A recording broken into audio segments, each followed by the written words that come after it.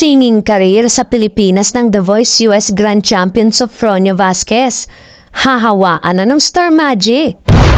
Kumpirmadong nakatakdang pumirma ng kontrata sa talent management arm ng Kapamilya Network ngayong February 25.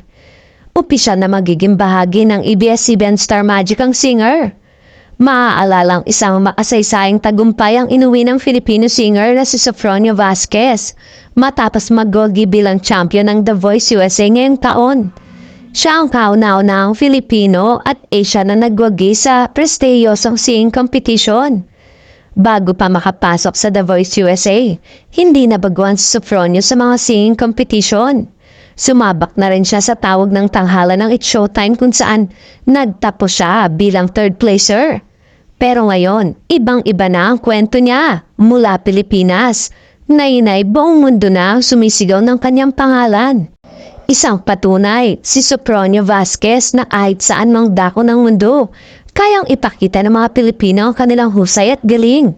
Mula tawag ng tanghalan hanggang sa The Voice USA, talagang unstoppable si Sofronio.